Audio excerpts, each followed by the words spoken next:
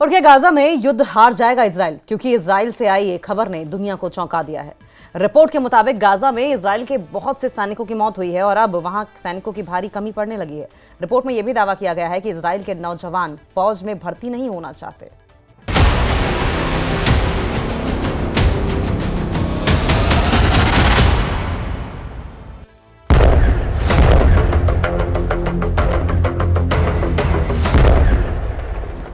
Israel में भाड़े के सैनिकों की भर्ती। जब से दुनिया के सामने ये रिपोर्ट आई है, हर किसी की जुबान पर सिर्फ एक ही सवाल है। सवाल ये कि क्या गाजा युद्ध हार रहा है इजरायल? क्या हिजबुल्लाह के हमलों से कमजोर पड़ गया है इजरायल? क्या इजरायल में लोगों की इतनी कमी हो गई है कि भाड़े के सैनिकों से इजरायल ने भर्ती अभियान छेड़ दिया है? क्या ईरान के मिलिशिया ने नेतन्याहू को घेर लिया है? सभी सवालों के जवाब देंगे आपको, लेकिन सबसे पहले वो खबर जिसकी चर्चा दुनिया के हर देश के राष्ट्राध्यक्ष की जुबान पर है, जो खबर हर न्यूज़पेपर की हेडलाइन बनी हुई है कि नेतन्याहू की सेना कमजोर हो गई है, नेतन्याहू की सेना थक चुकी है, नेतन्याहू के सैनिक युद्ध करने लायक ही नहीं बचे। 7 अक्टूबर 2023 यही वो तारीख थी जब गाजा में हमास को खत्म करने का ऐलान नेतन्याहू ने किया था। नेतन्याहू ने कहा था कि जब तक हमास जिंदा है, हम चैन से नहीं बैठेंगे। इस बात को 1 साल से ज्यादा वक्त गुजर चुका है और अब इसी जंग ने इजरायल की सेना के लिए बड़ी चुनौती खड़ी कर दी है। गाजा में भारी बमबारी के बाद भी हमास को न हरा पाने के बाद अब इजरायल सैनिकों की कमी से जूझने लगा है।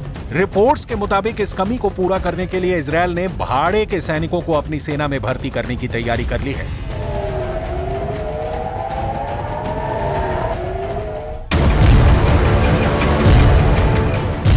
गाजा जंग लड़ते लड़ते इजरायली सेना के हौसले पस्त हो चुके हैं।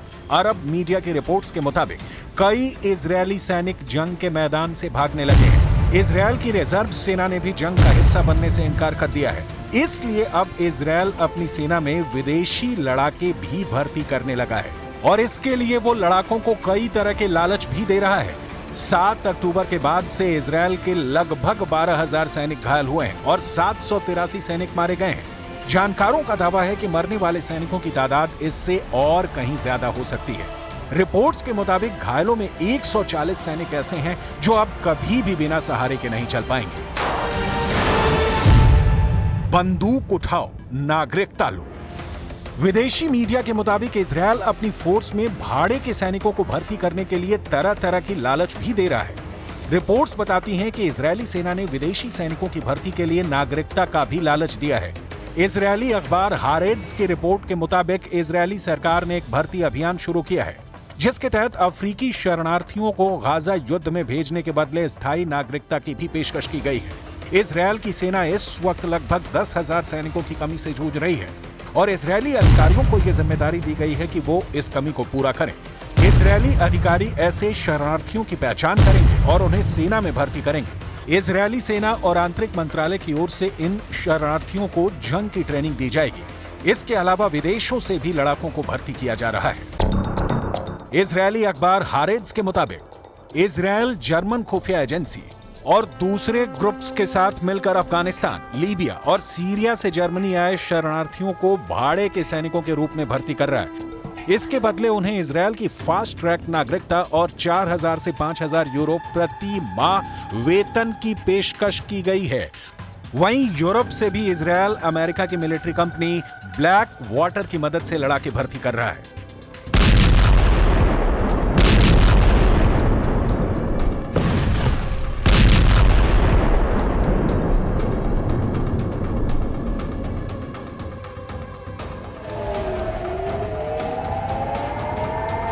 अब इस तस्वीर को देखिए। अभी 4 दिन पहले की ये खबर है जब आईडीएफ ने आधिकारिक तौर पर उत्तरी गाजा में मारे गए अपने सैनिकों के नाम और तस्वीरें जारी की।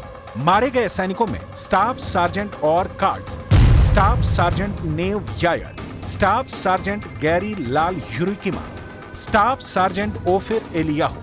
इजरायल के ये सभी सैनिक केफिर ब्रिगेड की शिमशोन बटालियन के थे। गाजा से पहली बार ऐसी तस्वीरें आई हैं, ऐसा नहीं है। इजरायली फोर्स गाजा में हमास को नुकसान पहुंचा रही है तो हमास भी आईडीएफ को बख्श नहीं रहा है। हमास के फील्डर भी जगह जगह तैनात हैं। सवाल उठता है कि क्या वाकई इजरायली सेना को 1 साल के युद्ध में सैनिकों और हथियारों का भारी नुकसान हुआ है? विदेशी मीडिया की माने तो हाँ, इजरायल 1 साल में बहुत कमजोर हुआ है। 13 अप्रैल 2024 ये वो तारीख थी जब ईरान ने इजरायल पर 300 से ज्यादा किलर ड्रोन, क्रूज और बैलिस्टिक मिसाइलों से हमला बोला था। हालांकि अमेरिका भी इजरायल के साथ हमले का मुकाबला करने के लिए खड़ा था, लेकिन इजरायल की खुफिया एजेंसियां यह पता लगाने में नाकाम रहीं कि ईरान इतना बड़ा हमला करेगा। ईरान का हमला इजरायल की उम्मीद से बहुत बड़ा था। अमेरिका के F-15 लड़ाकू पायलटों ने ईरानी हमलों से मुकाबले के उस क्षणों को याद किया है। पायलटों ने बताया है कि ईरानी हमले के दौरान एक समय उनके पास फाइटर जेट में मिसाइलें खत्म हो गई, जिसके बाद उन्होंने बंदूकों का इस्तेमाल करना शुरू कर दिया था। अमेरिकी मीडिया को दिए एक इंटरव्यू में F-15 के पायलट ने बताया कि ईरानी हमले का सामना करते समय उनके पास हवा से हवा में मार करने वाली मिसाइलें खत्म हो गई, इसलिए उन्होंने फाइटर जेट में लगी बंदूकों से ड्रोन का मुकाबला किया। उन्हें इसकी उम्मीद नहीं थी जब लगा कि अब जान नहीं बचेगी।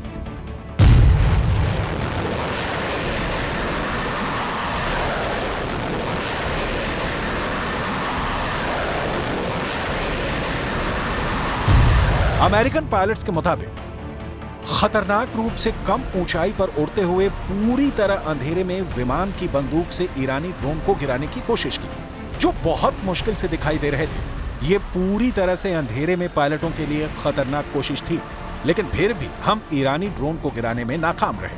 अब एक बार फिर ईरान इजरायल पर हमले की तैयारी में लगा हुआ है और बार बार ईरानी जनरल कह रहे हैं कि इस हमले को इजरायल की पुश्तें भी याद रखेंगी।